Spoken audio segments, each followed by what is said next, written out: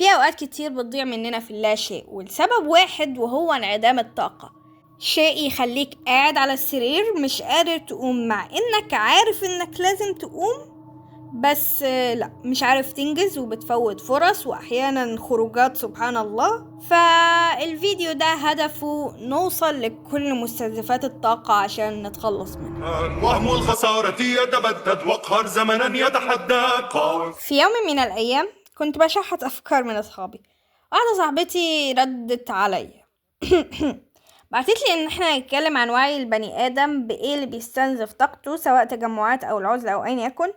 وأنا ما اهتمتش قوي علشان ما كنتش عارفة أريليت للمشكلة، وفي نفس اليوم كان عليا حاجات متلتلة بس ما عملتش حاجة منها لأن مفيش طاقة. المشكلة ان انا لما سألت جوجل جاوبني اجابات مستفزة، يعني قال كل، اشرب قهوة، بطل كحول، بس دي هتبقى صعبة شوية، اشرب مية. فكان لازم ادور بشكل اعمق. عملت مقابلة مع واحدة صاحبتي اللي بتدرس طب عشان اسألها ايه الحاجات اللي بتشفط الطاقة. اهلا بك يا دكتورة. اهلا بيكي. ايه الحاجات اللي بتستنزف طاقتك؟ هو في حاجات يعني بعرف ابعد عنها، وفي حاجات مش عارفه ابعد عنها مع اني عارفه، يعني حسب ما تبدو. فمثلا ممكن النوم، يعني ممكن الواحد لما ينام متاخر عادي ويشقلب يوم والكلام ده بيحس ان هو مرد ومنتج وكل حاجه، بس المدى البعيد مش بتظبط خالص. فعلا الواحد بيبقى همدان قوي وبيبقى تعبان ومبيبقاش فيه انتاجيه. ايوه صح، انا خدت بالي من الحوار ده في الاجازة اللي فاتت، اه ان انا مثلا بصحى برضه بعد الظهر وبحس انه ما عادي يعني، بس في الاول وفي الاخر برضو طاقتي بتندثر، ما اعرفش ليه. ايوه فعلا. او عارفه يعني يوكا كده نومك معدول في اول كذا يوم بتقلبي فيهم يومك بيمشي، بعد كده هو خلاص يعني الطاقة اللي انت كنت محوشاها من الأيام الكويسة بتخلص. وكمان الموبايل بيستنزف الطاقة؟ اه كايه في الموبايل يعني يعني؟ حسيت مثلا في أول الأجازة، أول كذا يوم في الأجازة، آه يعني يعتبر كنت مش بمسك الموبايل خالص، أو أقعد أتفرج كده على حاجة على اللاب أو أي حاجة من النوع ده. مثلا بمسك الموبايل ساعة في اليوم كده.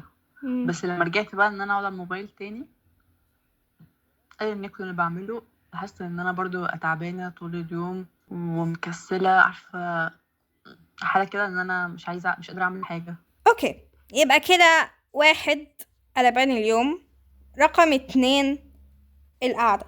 اتوقع عشان كده الناس بتعمل تمارين الصباح، بس ما اظنش دي حاجة هتتعمل اصلا. بس كسر القعدة بالحركة مهم، لان الكسل بيجيب كسل. فلما تحس نفسك تعبان انزل اتمشى 10 دقايق. وانا جربت الموضوع ده النهاردة، رحت مشوار ورجعت حسيت ان الكسل والتعب راح. فيريفايد. تاني حاجة هي الموبايل. فلو عليك حاجة مهمة تتعمل اقفل الموبايل وسيبه. انا جربت الموضوع ده يومين، نقلت الواتس على اللابتوب فمش مضطرة افتح الموبايل لان كده محدش بيعبرني، والتجربة نجحت. حسيت اني متحكمة بوقتي. فيريفايد برضه. تالت مشكلة انه مفيش دافع.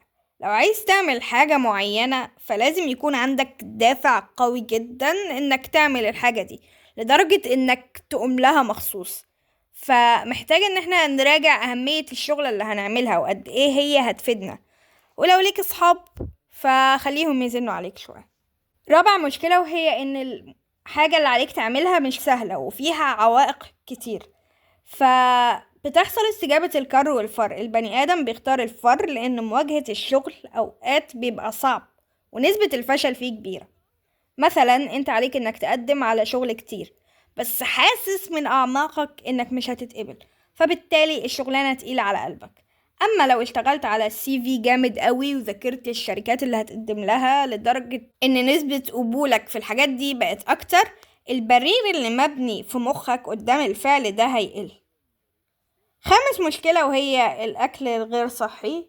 خلاص يعني كلنا عرفنا الجنك فود بيقلل الطاقة وبيكسر المفاصل وبيقلل المناعة بلا بلا بلا. وسادس مشكلة، وأنا أسفة إن أنا هقول الحاجة الكليشيه دي، بس عدم شرب المية. ومش عشان حاجة، عشان بس وأنا راجعة من الجامعة قبل كده واحدة كانت قاعدة جنبي معرفهاش قالت لي المية مهمة جدا، خلي بالك من شرب المية. 7 مشكلة هي نظافة الأوضة. أوضة متروقة يساوي مخ متروق باختصار. أخيرا اقتراح بريء. في ترند طالع من فترة وهو رومانتسايزنج كل حاجة. الناس اللي بتقعد على بنترست كتير هتفهمه، بس هذا الشيء جامد وهو سلاح جبار في التغلب على الكسل وانعدام الشغف. يعني لو بدل ما تصحى متأخر وتاكل سندوتش جبنة حزين قمت بدري عملت فطار مفيد وشكله حلو ونسكافيه مشروب نسكافيه مش الشركة المقاطعة، فهيبقى ده بالنسبة لك فعل جميل بما يكفي انك تتحمس تصحى الصبح. وبدل ما تتمشى الصبح قرفان ومش طايق نفسك تبدأ تتأمل وتلاحظ الجمال وتصور مثلا، هيبقى المشي بالنسبة لك متعة تستحق التجربة. وبدل ما تذاكر في ظهر ورقة النتيجة، ذاكر في نوتة حلوة نظيفة بألوان وحركات وانت قاعد على المكتب.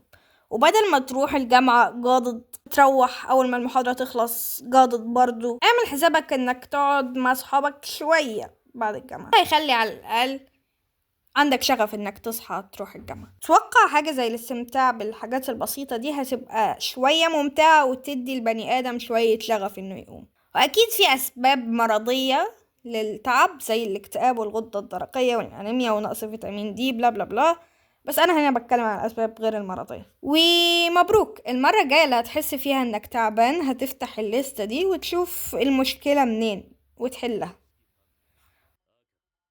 وهنا للأسف الشديد يكون الفيديو خلص. داور هاجم لا تتردد، قاوم دافع عن مرماك، وهم الخسارة يتبدد واقهر زمنا يتحداك. قاوم خصمك شتت ألمك فالنصر مصير الأبطال.